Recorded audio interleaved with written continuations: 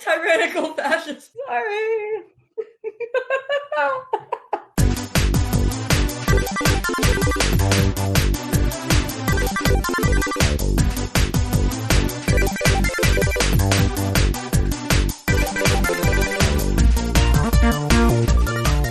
Welcome back to Big Friendly Letters, where the improbability drive is engaged and in full gear.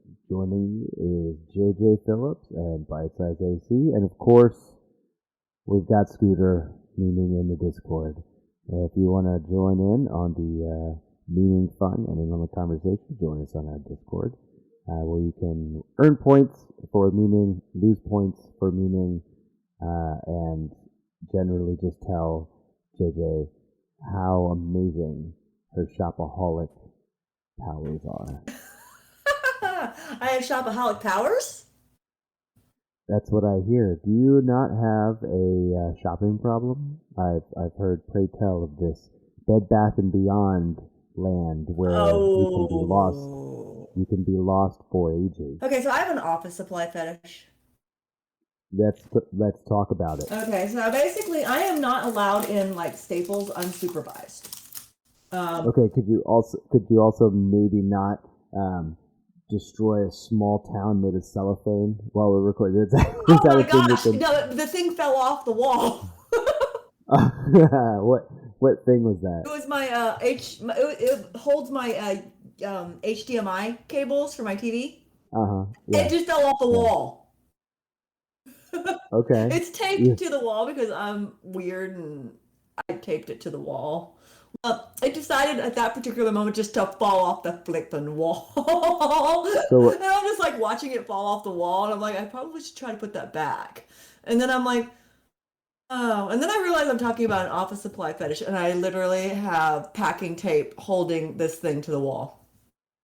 I was going to say, it's falling off the wall at the time you're mentioning how much you enjoy going to office supply stores. That's exactly what I was saying. The timing was fucking hilarious. So basically what happened is that I'm not allowed in places like Staples without adequate supervision, because I will buy so much crap, especially pens and pencils. I have a thing for these friction erase pens I really, really like, and I'll buy way too many of them. And they also have highlighters too, and that's bad. And then I have this thing for these zebra pencils that are very, very tiny, and they have the 0.7 millimeter lead, and I absolutely love them. And I'll buy a whole bunch of those too, and I don't need them. I have plenty of them. I promise you, I do. And the same goes with Bed Bath & Beyond. I am not allowed in Bed Bath & Beyond without adequate supervision, because I will buy everything I see, because it is the world of wonders. Wait. So what you're telling me is that when you approach a Bed Bath & Beyond, sort of, and you enter the automatic sliding doors, right, and you open yourself up into the fresh air of the Beyond and the bath, what's the first thing you gravitate towards? Usually anything that lights up, so probably a lamp. So you're straight to the lamps. Don't you have to walk to the back to get the lamps though? It depends on if they're on sale or anything like that. There might be like a special display of some kind. That's how I ended up picking up those Himalayan salt lamps. Okay, so now when you go to like Office Depot per se, or let's say, do they know you? Do they spot you in the parking lot and there's like pictures up of you like? No, it's not that bad, but I don't know if they know me. I don't know how their turnover is. I have no idea. They're always nice to me, so I have no idea. But I would imagine more than likely, if they don't have a really big turnover or a frequent turnover, then I might be known in some way, shape, or form just for just wandering the aisles with a handful of stuff and things, because I'm kind of weird like that. Okay, but what qualifies it as a fetish as opposed to just liking office supplies? Like, I like to grocery shop. No, I don't. But if I did, I wouldn't call it a grocery shopping fetish though. Oh, good God. I literally will, I will find myself at, like, parked in front of a Staples if I don't watch myself. You'll just what like autopilot to Yeah, Staples. I'm kidding. I actually know So exactly where the one is that it's in my head right now. I like literally am like, oh yeah, exactly that one, and they're closed. I think you might be confusing addiction with fetish. I don't know, but because I really, really like them, but I'm not addicted, which means that I'm not like I don't like fiend for them, but I really like them. And then it's like Right. there, but there's also that weird. I get really excited. So what you're saying is you could stop anytime you want to, but you don't want to. Right. And why should I? Right. Okay. I mean, I don't I see a still think reason. I mean, we're leaning towards addict here. I'm not I like think I'm not second mortgaging my house. yet. There's a yet at the end of that sentence. No, there isn't. I mean, I'm pretty good. I mean, I do get the Uline catalog, which for people with office supply fetishes, that's basically our porn. The U line. See again. I don't know. I think you. I don't think you understand the meaning of this word. But I like, like the word, and I'm using it anyway. oh, you just like the word. That's what you're taking it back. That is mine. I like it. Okay. Hey man, fair enough. No, I don't even know. I'm just like, yeah, whatever. I like it, and then there's this like I said, the Uline catalog is absolutely yeah, that's basically porn. It's pretty sweet. Yeah. Okay. So what you're saying is, for a romantic evening, your husband would lay out U-line catalogs and staplers, and you guys would be good to You go. really understood me in that way, yeah. Yeah, yeah. Yeah, this is something I have to do by myself. Right. Some couples bring handcuffs into the bedroom. They bring just like duct tape and then like scotch tape and then a red stapler and some notepads, some pens. Oh, I Really love the nice pens, post-it though. notes with lines on them. And the journals that are made out of like real leather. Those are cool too, but I really, really love the post-it notes with lines on them. They're like my favorite thing. And the reason why they're one of my favorite things is because they have lines on them, because I can't write in a straight line to save my life. Uh, do you find it's important when writing on such small medium that the lines are perfectly straight? Yeah. That's a big deal for you. I'm also very, very much so neurotic. Hey, fair enough. Fair enough. So what'd you get up to since our last episode? I saw that you put some jewelry out.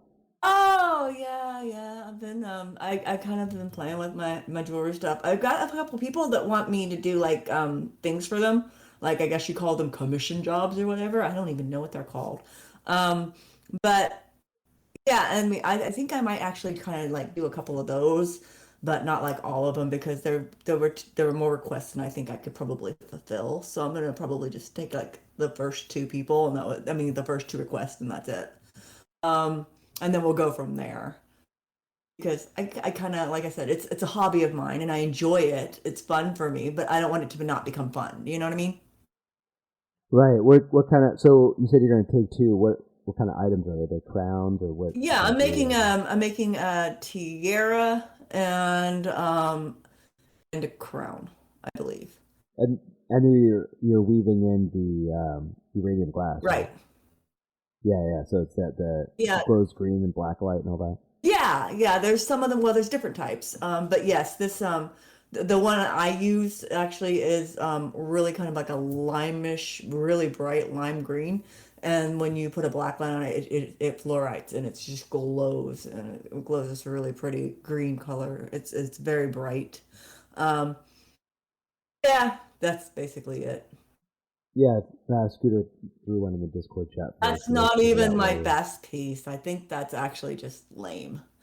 Should put up Oh, my really cool one, but he didn't. Ooh. but yeah. So minus 100 points for Scooter. It was like really, but I mean, it's okay. It's not like, I mean, it's the first tiara, I guess, but not like what I really wanted. Hold up. Wait a minute. Yeah. So But I do have like quite a few other things that I've made before that are actually much cuter than that. That tiara is just like solder and stuff. It's not like wire wrapping or it's not even like creating um settings or anything. It's a prong opener thing and a solder gun and like to push down the prongs after you put it in. You take out stones and replace stones and then solder different pieces to different things. That's it. It's not anything fun or it's not anything wildly creative. I'll say it that way. it's just more of your standard mill. Hey, in podcasting news, the first episode of BFL came out, first full episode. Did you get a chance to check it out? And if so, what did you think of your? Because you haven't been on a podcast of your own before. This is your first podcast where you're the co-host. So what did you think? What did I think? I didn't listen to it. That's exactly, I think, maybe the response I expected. I'm a horrible person. I really am. No, that's okay. Travis doesn't listen to the After Six podcast either, so it's fine. I'm a really bad person though. No, not that. I like meant to, but I kind of got. I'm a shithead. I'm sorry. No, that's okay, man. Don't sweat it. Don't sweat it. Yeah, you should check it out though. We got. I think the easiest way to find the show right now is in Spotify. That ring that he just posted sold already, but I could make a duplicate. Oh, right on. Yeah.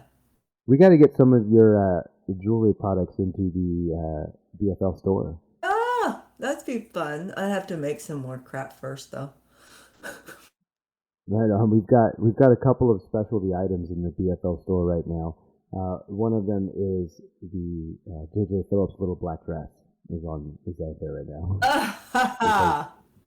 because as you have famously said, every woman should at least own a little black dress. Yeah, and I mean multiples and different sleeve lengths are always good too. Right. Yeah, different styles. Yeah, absolutely. Well, LVD, that there really isn't like a real actual like this has to be this way kind of thing. It can be all different sleeve lengths, all different like lengths in itself, like ankle or I don't even know what they're called anymore, but knee length or whatever. It can be whatever. Nice. Right on. But yeah, I would totally get like a whole bunch of like all different ones, so that way I could have like all the seasons covered. Easy, yeah. So black dress, you're saying, goes any season, and you can wear that in literally anywhere. Well, yeah, as long as you have enough varying styles and stuff for different seasons, because you don't want to wear like a sleeveless one in the middle of the winter. Right? No, why would you want to? Why would you want to do that? Well, unless you lived in the area where the climate was much friendlier. Well, yeah, I mean, obviously, perspective would change if you were in an area that was not during the winters of Ohio. That makes a lot of sense. It makes a lot of sense. So, JJ Phillips, what else has been going on? Tell us a little bit about your recovery process. How's the ticker? Actually, that doesn't really bother me. I don't like direct pressure though, because like that will hurt. So, like pushing on it directly pisses me off because that hurts really bad. Yeah. Do you have a lot of people just coming by just to like push on your chest? Or how's that play out? It's usually by accident. It would be like during because I have to be careful about like bras and stuff. Okay, but again, I didn't have heart surgery, but just recounting my last couple of days, nobody has accidentally pushed in on my heart chest area. So my curiosity. You don't wear a bra. How often? Well, you don't know that. Do you? How do you know? I don't know. How do you know? I would pretty much assume that you wouldn't, because quite honestly, well, I mean, I barely need one, so I mean, I don't know. Okay, but like I'm just saying, my bra status aside, outside of that, you said people. You didn't say like clothing. You said if someone hugs you and stuff like that, it depends on how tightly they hug you and stuff like that. And I always kind of like step back and things. Are you a hugger? Yeah, then? I am a hugger, but I have the way I stand, so that way it doesn't have direct contact because for some reason, like when it gets pushed on, it hurts. So I'm like, eh. So right now, at least, I don't know what it'll be like, a year from now. I have no idea. But right now, as it stands, I can't really have any direct pressure on it because that sucks. And bras are like really known for that one too. That sucks as well. And I didn't wear one for a while after. I mean, like for a couple weeks after I got it put in because quite honestly, the wire there I didn't have any that didn't have any wire that were not sports bras, and I didn't like where the sports bra hit. So I was like, yeah, just I'm wearing like button up dress shirts. Oh wow! So I imagine no objections from the husband. No, it was actually kind of funny because he was like, I recognize that. That's mine. I'm like, yes, it is. Thank you. Thank you for occasionally dressing up so I have stuff to wear.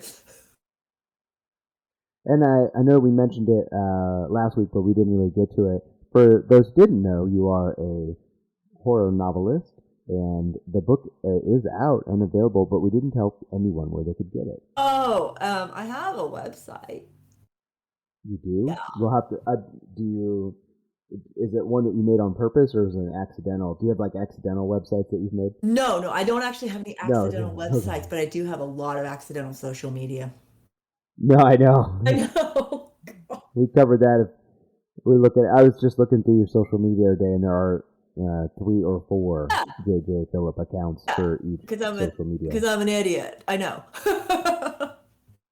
Is that just so they can get the book at jjphillips.com? Is what you're saying? Yeah, but they have to make sure they spell it right. It's like one L instead of two because everybody wants to give me two L's and I only need one. Oh, I thought your name started with a J. It doesn't really. So it's JJ Phillips with 1 L, not 2 L's in the middle there. Yeah, because unfortunately, like I said, everybody wants to give me two. It's not my name. That's not my name. There's a Clap, guy clap. that's an actor that's really, really nice looking that has two L's. And he actually was in the Fast and the Furious, I believe. So is this are we purposely not naming, or are we searching? It's my name with two L's. Oh. Yeah. Okay. He's an actor. We'll have to have Scooter. Scooter will have it in the Discord chat here in a couple minutes. Like I said, he's a lovely guy. It's just not my name. That's not my name. Clap, clap. Yeah. I got that song stuck in my head. I'm sorry. No, that's okay. It's not it's the least of the worst things that could possibly happen. Yeah, but like I said, he's a nice guy. He's a really good-looking young man. He's just not me. And our names are literally the same except for that one L. And there you have it. That's hardcore confirmed. JJ Phillips is not the same as the actor with the last name Phillips, who was in the hit movie Fast and Furious. I believe so, yes. Okay.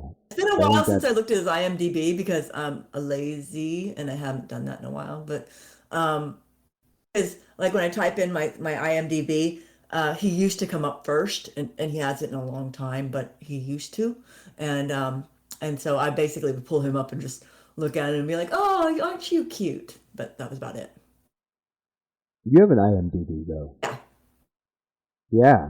Yeah. I'm gonna go check out the JJ Phillips IMDb real quick. There's a picture of me with Sid Haig. Oh, right on. Hold on. Let's check it out here. We'll do some clicking around on the web, and we'll check out we put in JJ Phillips, and we're just gonna use the 1 L this time. Right. And we're gonna go into the IMDb. Do your job, Scooter. Give me a link in the. There you go. Give me a link in the Discord, buddy. There we go. There's the link in the Discord. A little slow in the uptake. Look at that. Very cool IMDb page. Thank you. So here we'll see. We have She Burns in Hell and She Burns in Hell Chapter 2. Is there going to be a Chapter 3? I don't know. I don't write them. Well, no, but you're definitely involved with that project for sure. So I figured, like, if anybody was going to know, there's even you got some really dope behind the scene pictures and stuff from that movie and everything too. So that's why I was asking. I was curious if you had heard anything. No, I haven't actually. I do know that there's going to be that obviously two is confirmed, but there I have no idea about a three. I don't like I said I don't write them. I am obviously in cahoots with an individual that does, but it was like one of those things where the first one I was really into oh gosh, just really trying to it's not the same one. Anyway, I'm sorry. I was really into the whole production, and I did executive produce the first She Burns in Hell. Um, so that was one of my executive production credits. But the biggest thing that I did for that movie was actually wardrobe, and I turned these like I made the hair like the wigs, and I cut all the hair and made them styled in the manner in which they were supposed to be. So, and I'd never actually played with any of that stuff before, so that was actually a new experience, and it was amazing because I got to see what all goes into a production. So I don't know if you've seen it, but there's a series on Netflix called The Serpent. It's about the gem thief. It takes place in the 70s. So, I haven't seen that one yet. okay. Well, if you ever watch it, um, it's amazingly well done, first of all. And second of all, the wardrobe and the setting and everything, all the way down to the cars and other people and the accessories, everything is absolutely perfectly in time frame, like in the time in which it would be. And so I know exactly I mean, I don't know exactly for that type of scale production, but I do know for the production that we had, that's a lot of work. That's a lot of work. That's a lot of money. That's a lot of time. That's a lot of design. That's a lot of work. Yeah, man. You're much closer to the independent movie scene than I am. I mean, I enjoy independent movies, but you've definitely been involved in some projects and producing and acting and all that kind of stuff. So, um, I can't imagine what it goes into to make a production like Oh, that. yeah, You know. I made some of the, I mean, I made a lot of the stuff too. So it's like, I joke around and, Carrie's dress was like, I joke around, call it Franken dress because I cut up like two different dresses and combined them and made her dress. Oh wow, that's like you Frankendressed it. Yeah. Just exactly the yeah, for sure. Now you were in Curse of Cassandra, right? Yeah. So tell me about that. Was that your first flick though? Like video credit, yes. It's not my first video, but my first video credit. Because that's your first credit as. So tell me about that project though. Oh, the filming of that music video was actually done at a club in downtown Cincinnati. I can't, it was called the Maccabee. It's no longer around anymore, but it's in an old historical building on a really scary area of town. And, but the filming the video was a lot of fun. A lot of my friends were there, and it was really cool. It was really cool. I enjoyed it. Oh man, is it live anywhere? Is there a link to it anywhere where people want if they want to check out the music video you were in? It should be on their page, I believe. Right. We're gonna make Scooter do some work today, Because buddy. yeah, I do believe it's on their page, and it's a really great video. I really enjoyed myself. It was a lot of fun. Um, we had a lot of fun doing it. It was, and that's what's really cool about the whole thing is that every time I think about that, I think about how much fun it was. I really don't think about actually it being like work or it being like, it's like when you just mentioned it, I was like, oh, that was so much fun. That's all I think about Yeah. because it was. Well, yeah, and the four films on your IMDb are Failing Grace, She Burns in Hell 1 and 2, and then Curse of Cassandra. Right. And Failing So I Grace think, is amazing. If you get a chance to watch it, yeah, you should. yeah. Tell me about it. So this is a movie that's probably going to get really, if it actually does do really well, it would do really well overseas because a European audience is going to be a little bit more accepting because it is a very rough movie. And when I say rough, I mean there are so many triggers in this movie. If you are easily triggered, you're going to it has to have a lot of warnings beforehand because it's a rough movie, but it's a great Heavy movie. trigger. Heavy trigger warning. Yeah, heavy, heavy, heavy trigger warning, but it is really good. It was actually really well written. And I actually, like I said, I enjoyed the heck out of this movie. And it's actually one of my favorite movies, for real. Just because it is really good and it goes into when you're dealing with someone that is an obsessed stalker and is and I have some experience with that. They really delved into the mindset of someone like that. And they also really delved into the mindset of the individual that's being stalked. So I think they did a really great job of showing that. And then they also went to the lengths in which, that's why I say it's very triggering, because this individual is just vile and depraved, and just it was one of those things where it's like the guy that plays that role is probably one of the coolest, sweetest people I've ever gotten to meet in my life. I absolutely adore him, but gosh, after that movie I almost wanted to hit him.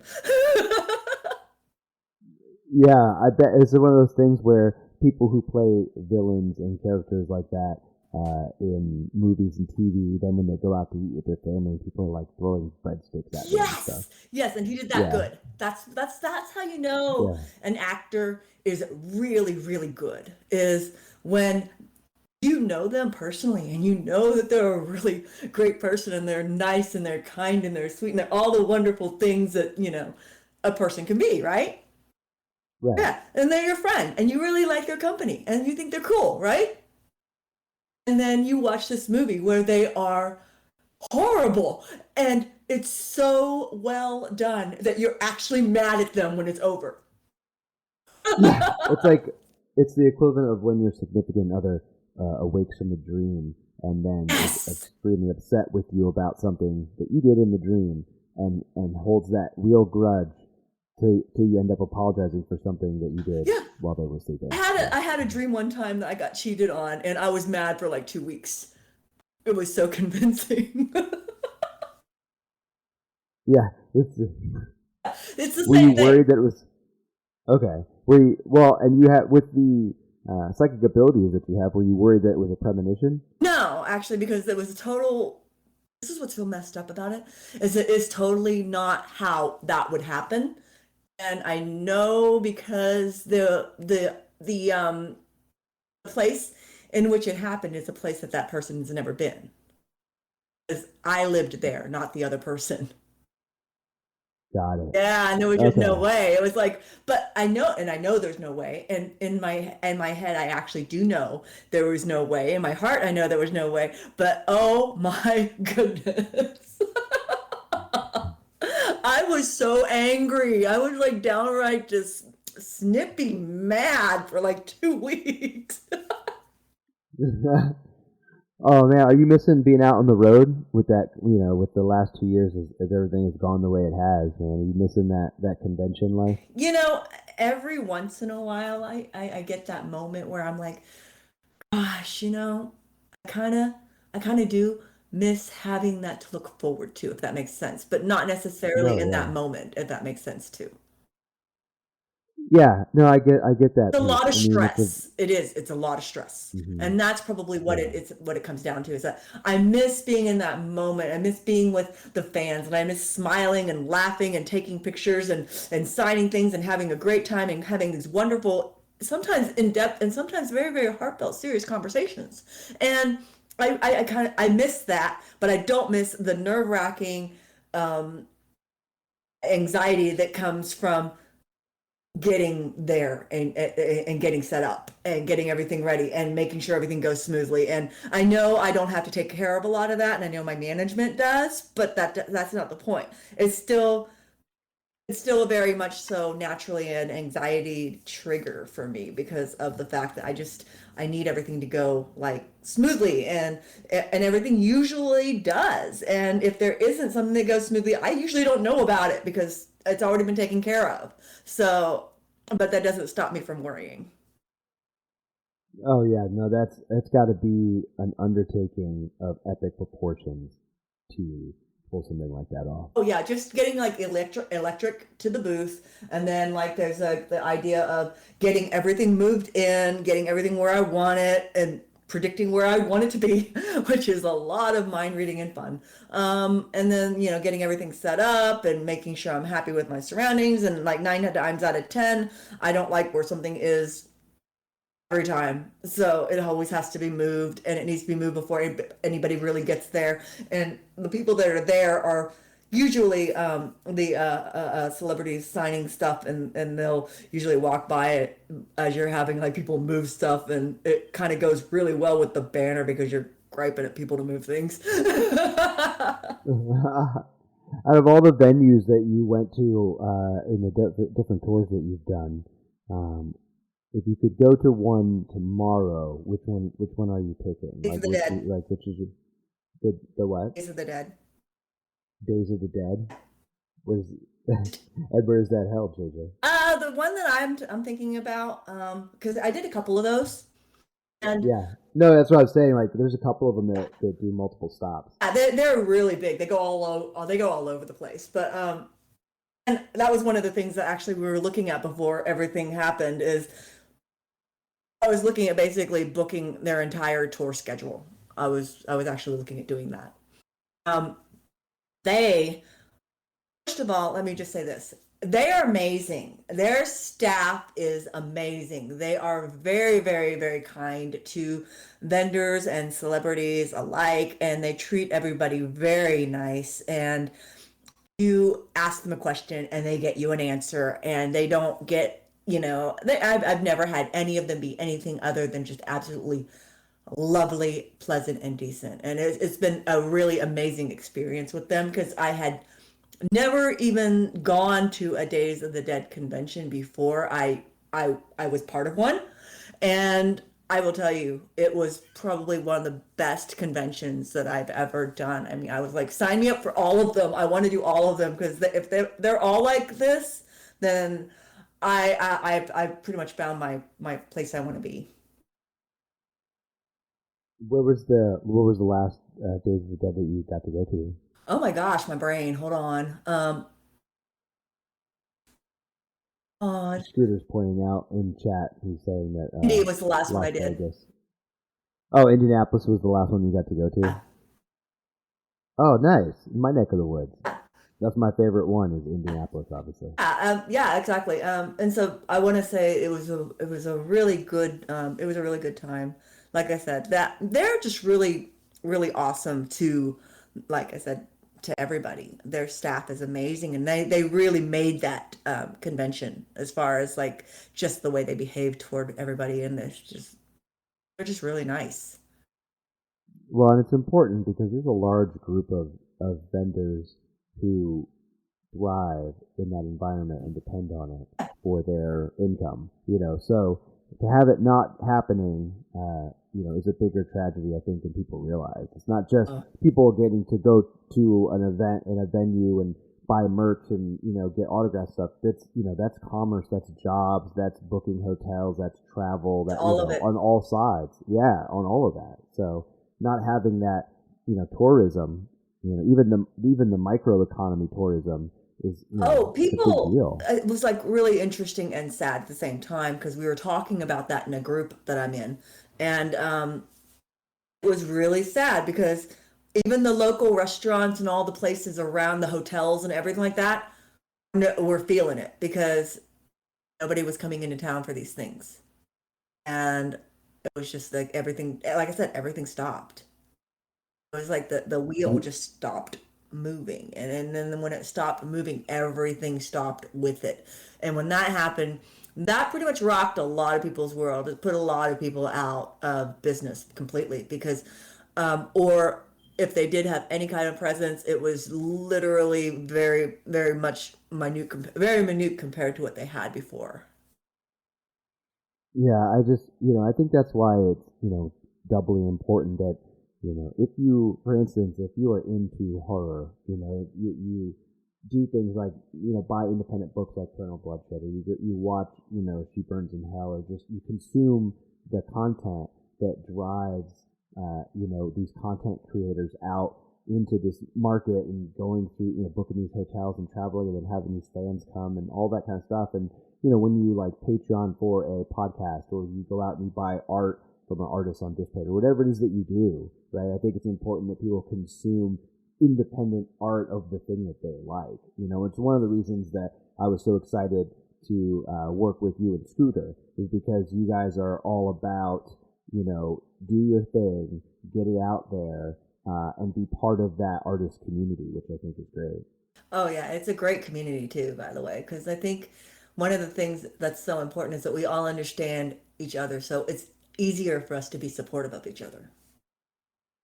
Oh yeah, I mean the camaraderie is very apparent. Now I was lucky enough at some of these to because of the podcast to be able to interview some of the people there. So I was able to meet multiple people at the same convention, and that's all people from putting chairs out to some of the celebrities that were there to to the bartender, because how I do.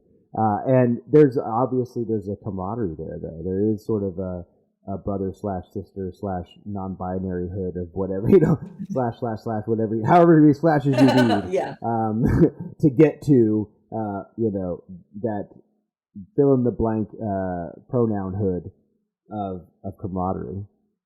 Yes, and it's actually a really, really great feeling to have that. And I think that I'm sure that there are that exists other places, but it's just really nice to have.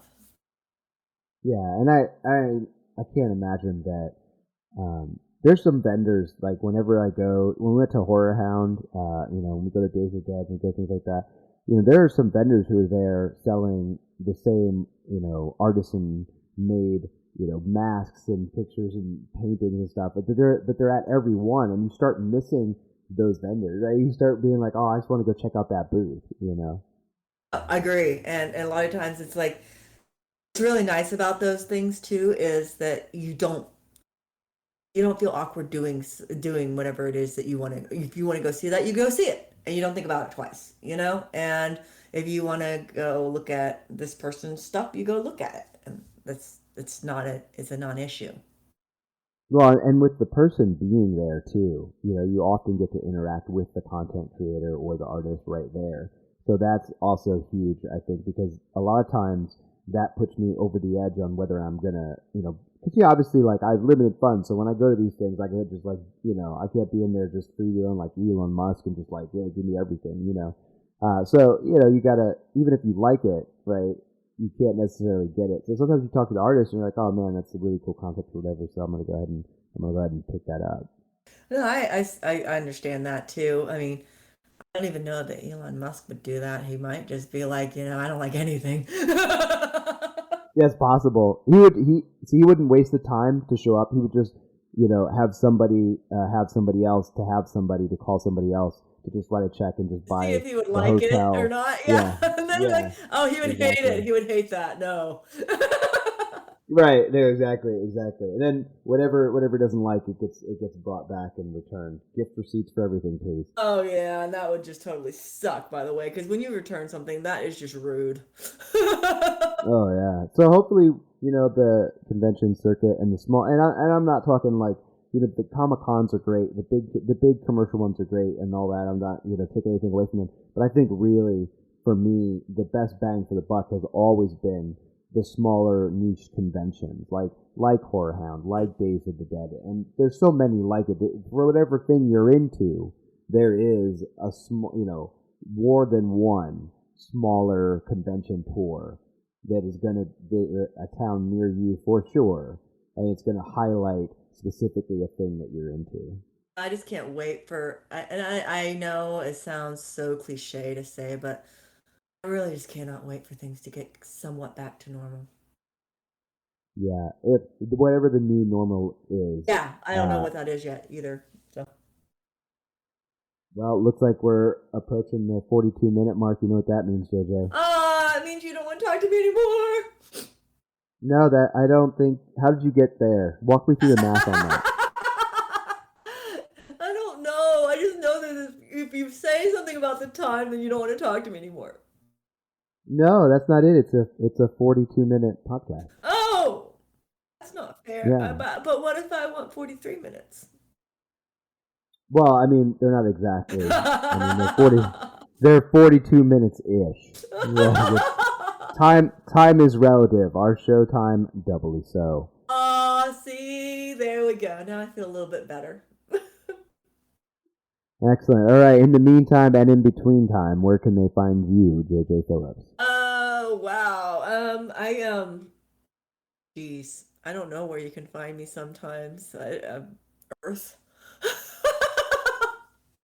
Earth. If you're looking for JJ, check Earth first. I am Bite Size AC on Twitter, and of course you can find me hanging out in our Discord. If you want to support the show, you can head on over to our Patreon. Am I allowed to hang out That's there? it. What in the Discord? Yeah. Yeah, you're already hanging out in the Discord. You're doing it right now. Oh, that's cool. Yeah. When you type and hit enter, it goes into our Discord chat. Oh, Yeah. that's awesome. So yeah, I can do that sometimes.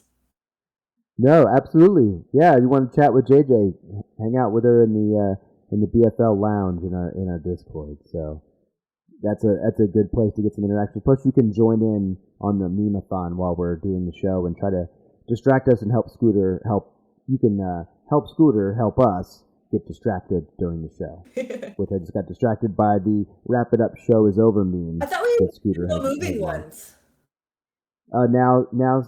So yeah, we said no gifts, Scooter. So the jump in the shark gif and the wrap it up show's over gif, they gotta go.